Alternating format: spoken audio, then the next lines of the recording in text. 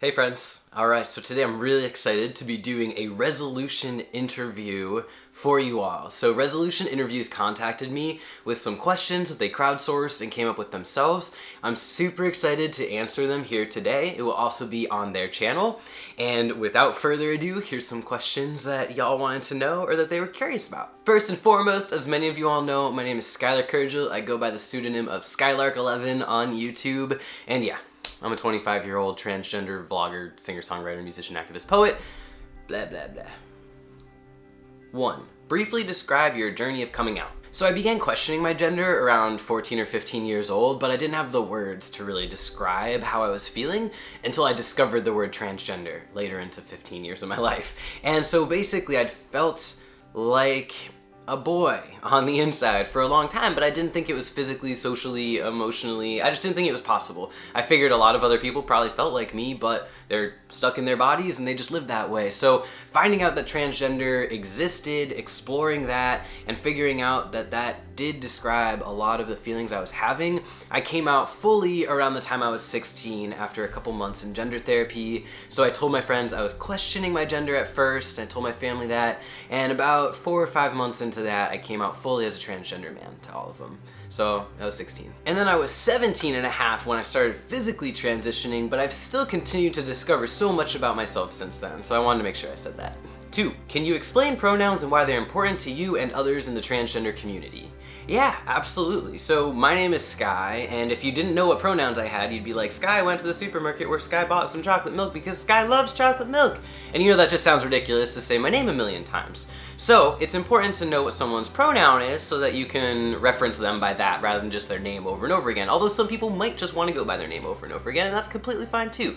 It's important because, like your name, it's a part of your identity. So if someone were to call me she, just assuming, hey, like Sky looks like she probably uses she pronouns, I would feel like, no, I use he pronouns. But it's really hard to speak up sometimes when someone's already using the wrong pronoun. So what I always recommend is to ask someone, like when you're finding out someone's name, that's a great time to also find out what pronoun to refer to them as. So like I just met Bob the other day, and thank goodness I asked Bob what his pronouns are because they're he and him. Otherwise I'd be like, I met Bob and Bob's so cool, Bob drives a truck, Bob is so neat, Bob's so nice. And y'all would be like, can you just use a pronoun, please? So it's extremely important, it's a part of our identity, it's a validating experience, and yes, it's like a name. So you ask someone's name, you should also ask for their pronouns. And sometimes it's good to ask for an update on pronouns in case you're like, hang on, maybe I never asked. When did I officially switch my pronouns assigned at birth to he and him? I think that I started pretty much enforcing that when I fully came out as a transgender man, so when I was 16, my junior year of high school. 4. Did you ever explore any other gender identities? Well, yeah, absolutely. So I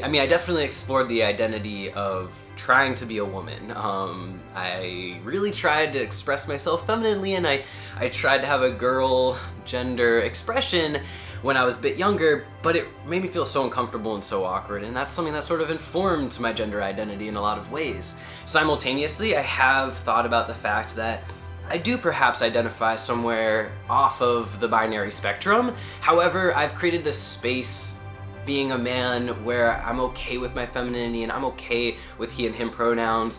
Nothing's ever gonna fully sum me up via just my gender. So I've explored some ideas, but overall, in the end, I identify as a person of transmasculine experience and as a transgender man. 5. Did you ever struggle with self-esteem or bullying, and how did you overcome it? So absolutely, I had people that were like, you can't know that you're a boy, and it made me doubt myself. It made me go from confident and excited to feeling like I was so wrong, and like there was something wrong with me, and that I couldn't know, and that I couldn't be who I was, and that just was very, very tough for my self-esteem. At the same time, having a couple bullying-like experiences, being told I could never be a boy, that I was ugly as a girl and I'd be ugly as a boy, and just all sorts of things like that. And so what I did in order to overcome it, and it wasn't easy, I had many, many nights where I was just crying or I was upset or I was angry, and that still happens, of course, but The best way for me to overcome it is actually I've been to therapy several times, which really helps me, as well as doing things that make me feel good about myself and surrounding myself with people who love and respect me and who I love and respect in return. So just removing myself from these horrible situations as best as I can, and simply when I was in high school, I would go out for runs or bike rides or skateboarding and just be alone and just get fresh air, just breathe it in and be on my own and be like, look, when I'm alone, I'm happy and I'm safe and I'm comfortable, and just to remind myself of that. So that's how I dealt. The other thing too is that really reaching out to others is so important for me in order to overcome these issues, and it's hard though in that moment to reach out. So it's still difficult for me. I still need help sometimes, but I try my best to reach out to those people that I love and that love me. 6, what body positive advice would you offer people who are pre-medical transition? Well, I would definitely say that transitioning medically does not change everything about your body or your identity. Some things will stay the same, like my nose stayed pointy, and it was something that I didn't really like. But I knew testosterone wasn't gonna change it, and so while I was waiting for about like a year and a half, 2 years to start testosterone, I thought to myself, well, I'm gonna try and learn to love and accept the things about myself that aren't gonna change through my transition, or the things that I don't wanna change that still make me uncomfortable. So I knew I didn't wanna have bottom surgery, and I thought to myself, mentally, I can start working on accepting my body as how it is. I can start making the definition of man wider so I will fit into it regardless of what others will say. And I also started working out a little bit. That helped me kind of move my body fat around, which lessened a lot of my dysphoria. So I would say establishing healthy habits, because once you start transitioning, your habits will come with you.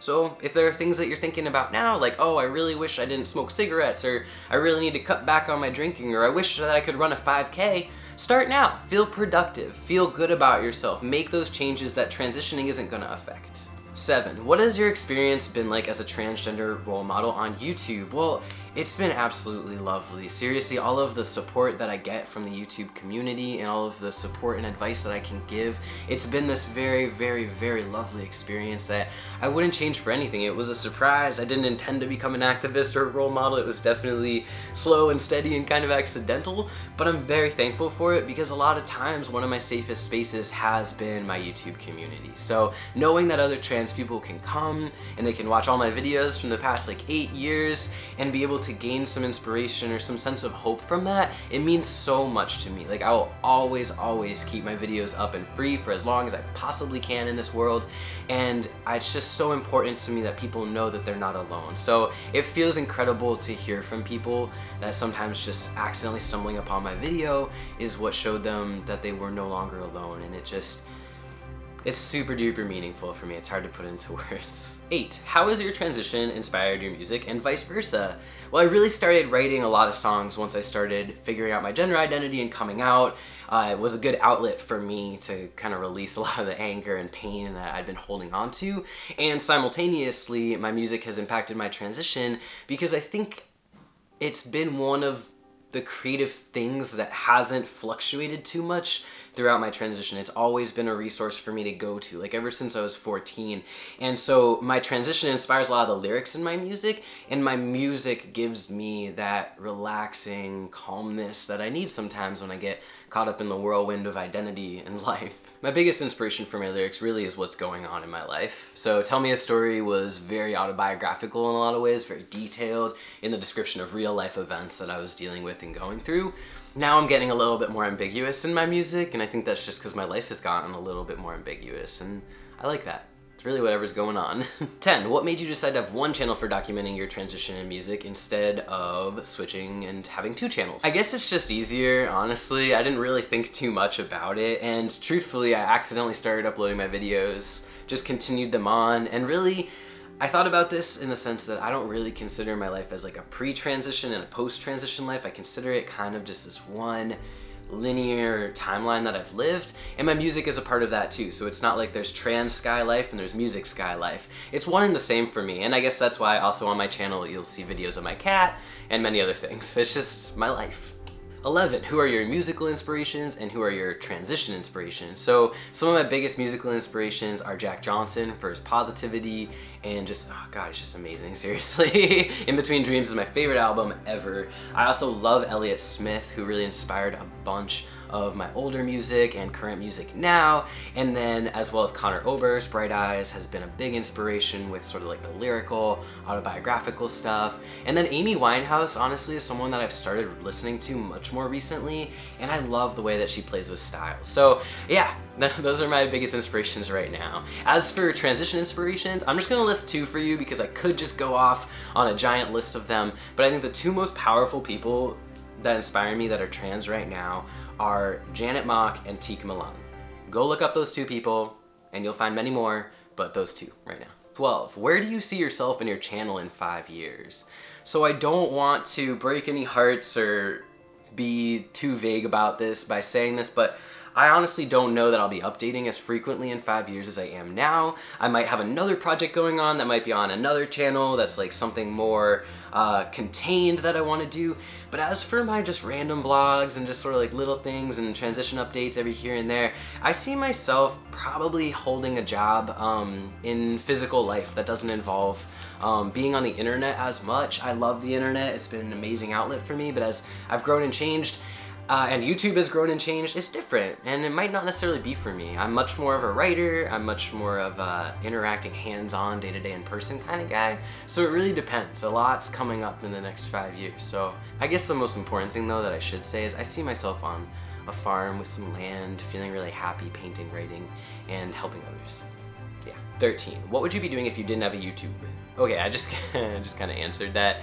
So I still am doing things other than YouTube. I do a lot of other things other than my YouTube channel, and a lot of those things are actually higher on my priority list now and are meaningful to me and are passions that I have and that have grown over time. And so like I said, I'd love to have a little bit of a farm, I would love to work with youth, and I would definitely love to be a little bit settled down.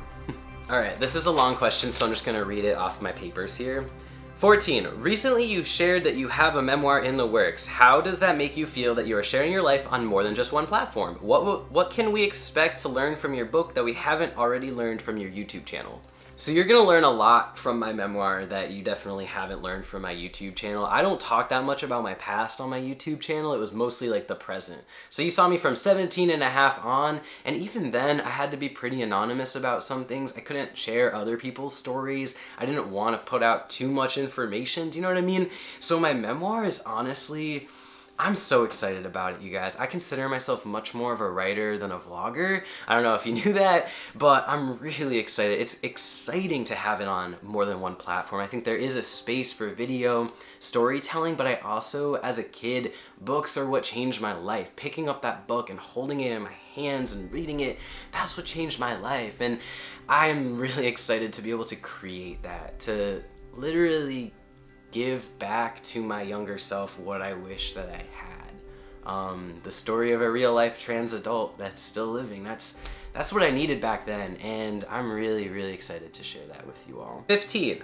Also, you said that you have an EP coming out. How does it feel that you're releasing 2 different works of art around the same time? Do you feel that writing songs helped you pen the memoir? So, in some ways, they definitely helped each other. I'm exploring a lot of old memories and a lot of old things that happened in my life that have impacted my music and inspired it, but the EP in and of itself is kind of like me in my high school bedroom. Like, when I was first coming out and when I was feeling really raw and vulnerable and exposed, this EP is exactly like that, and I'm writing about those experiences right now. So it's been really exciting. It's a lot of work to have both of these things going on at once. I definitely am a little bit stressed and exhausted by it, but at the same time, when all is said and done, I'm extremely proud of these 2 things that I'm creating simultaneously, and I'm really stoked to get to share them with you all. 16, what can we expect from both the memoir and the EP? Y'all should expect some pretty darn good stories. All right, now we got the rapid fire questions. Here we go. Sweet or salty? Salty. Favorite social media website? Instagram. Mexican food or Italian food? Mexican. I love burritos. Do you like spicy food? Spices? Yes. Hot spicy? No. I'm a total baby. Favorite song to jam out to? Good as Hell by Lizzo. Oh. Favorite YouTube video that you've ever made? The first video I ever made was supposed to be a soliloquy from Hamlet, you guys. It's on a channel that you guys do not know the name of, that you'll never know the name of, but you might be able to find it. But anyway, it was a hilarious video where I used a fake pretended like aluminum foil piece of paper to like stab my cat at the time to kind of illustrate it. It was pretty hilarious. That's the favorite video I've ever made. Favorite animal?